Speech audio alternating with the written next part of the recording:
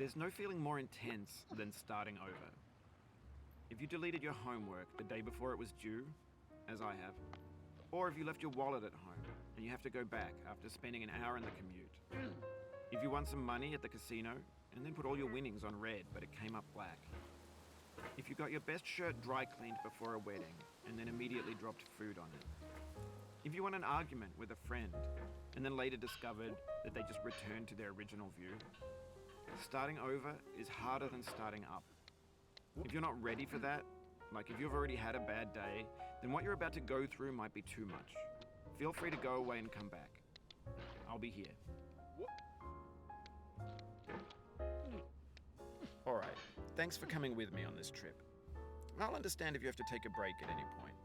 Just find a safe place to stop and quit the game. Don't worry, I'll save your progress, always, even your mistakes. This game is a homage to a free game that came out in 2002, titled Sexy Hiking. The author of that game was Jazuo, a mysterious Czech designer who was known at the time as the father of B games. And B games are rough assemblages of found objects. Designers slap them together very quickly and freely, and they're often too rough and unfriendly to gain much of a following. They're built more for the joy of building them than as polished products. In a certain way, Sexy Hiking is the perfect embodiment of a B game. It's built almost entirely out of found and recycled parts, and it's one of the most unusual and unfriendly games of its time. In it, your task is simply to drag yourself up a mountain with a hammer. And that act of climbing, in the digital world or in real life, has certain essential properties that give the game its flavor. No amount of forward progress is guaranteed. Some cliffs are too sheer or too slippery, and the player is constantly, unremittingly in danger of falling and losing everything. Anyway, when you start Sexy Hiking, you're standing next to this dead tree that blocks the way to the entire rest of the game. It might take you an hour to get over that tree, and a lot of people never got past it. You prod and you poke at it, exploring the limits of your reach and your strength, trying to find a way up and over. And there's a sense of truth in that lack of compromise. Most obstacles in video game worlds are fake. You can be completely confident in your ability to get through them once you have the correct method or the correct equipment or just by spending enough time. In that sense, every pixelated obstacle in Sexy Hiking is real. The obstacles in Sexy Hiking are unyielding, and that makes the game uniquely frustrating. But I'm not sure Jazuo intended to make a frustrating game. The frustration is just essential to the act of climbing, and it's authentic to the process of building a game about climbing. A funny thing happened to me as I was building this mountain. I'd have an idea for a new obstacle, and I'd build it, test it, and it would usually turn out to be unreasonably hard. But I couldn't bring myself to make it easier. It already felt like my inability to get past the new obstacle was my fault as a player rather than as a builder. Imaginary mountains build themselves from our efforts to climb them, and it's our repeated attempts to reach the summit that turns those mountains into something real. When you're building a video game world, you're building with ideas, and that can be like working with quickset cement. You mold your ideas into a certain shape that can be played with, and in the process of playing with them, they begin to harden and set until they're immutable, like rock. And at that point, you can't change the world. Not without breaking it into pieces and starting fresh with new ideas. For years now, people have been predicting that games would soon be made out of prefabricated objects, bought in a store and assembled into a world. And for the most part, that hasn't happened, because the objects in the stores are trash. I don't mean they look bad or that they're badly made, although a lot of them are. I mean they're trash in the way that food becomes trash as soon as you put it in the sink.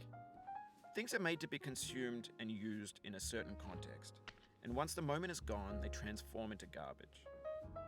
In the context of technology, those moments pass by in seconds. Over time, we've poured more and more refuse into this vast digital landfill that we call the internet. It now vastly outnumbers and outweighs the things that are fresh and untainted and unused. When everything around us is cultural trash, trash becomes the new medium, the lingua franca of the digital age. And you can build culture out of trash, but only trash culture. B games, B movies, B music, B philosophy. Maybe this is what digital culture is. A monstrous mountain of trash, the ash heap of creativity's fountain. A landfill with everything we ever thought of in it. Grand, infinite, and unsorted. There's 3D models of breakfast, Gen X's fanfic novels, scan magazines, green screen Shia LaBeouf, banned snuff scenes on LiveLeak. Facebook's got lifelike bots with unbranded adverts and candid shots of Kanye and Taylor Swift mashups, car crash epic failed GIFs, Russian dashcam vids, discussions of McRibs, discarded, forgotten, unrecycled, muddled, rotten, untitled. Everything's fresh for about 6 seconds, until some newer thing beckons, and we hit refresh. And there's years of persevering, disappearing into the pile, out of style, out of sight. In this context, it's tempting to make friendly content that's gentle, that lets you churn through it but not earn it. Why make something demanding if it just gets piled up in the landfill, filed in with the bland things? When games were new, they wanted a lot from you. Daunting you, taunting you, resetting and delaying you. Players played stoically. Now everyone's turned off by that. They want to burn through it quickly. A quick fix for the fickle, some tricks for the clicks of the feckless. But that's not you, you're an acrobat. You could swallow a baseball bat. Now I know, most likely you're watching this on YouTube or Twitch, while some dude with 10 million views does it for you. Like a baby bird being fed chewed up food. That's culture too. But on the off chance that you're playing this, what I'm saying is, trash is disposable, but maybe it doesn't have to be approachable.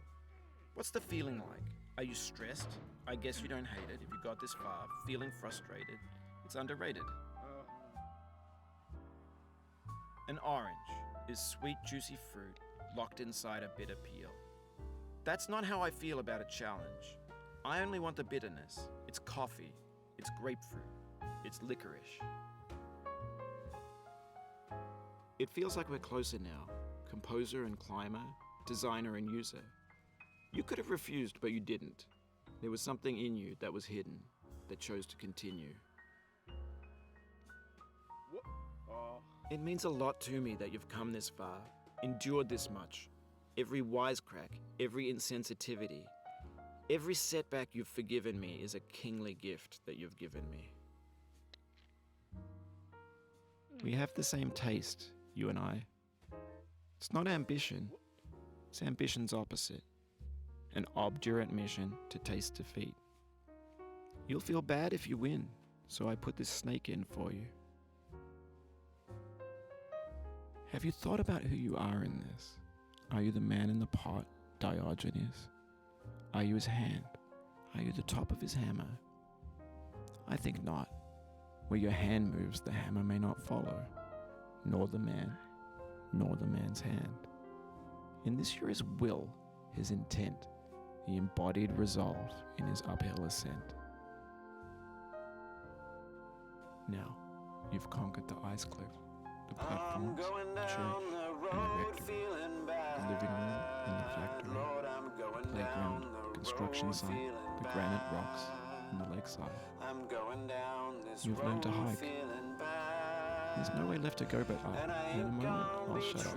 But let me say, I'm glad you came. I'm going where the chill wind never blows. I dedicate this game to you, knowing it came this far. I give it to you in all. Where that chill wind never blows, and I ain't gonna be treated this away.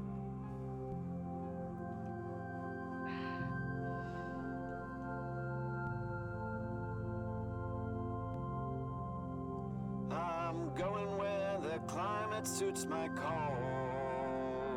I'm going where my cauldron's never cold. I'm going where the climate suits my cauldron. I ain't gonna be treated this away.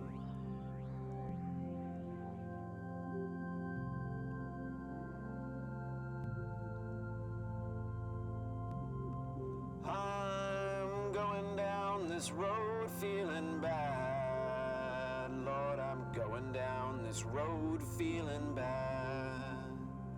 I'm going down this road feeling bad, and I ain't gonna be treated this way.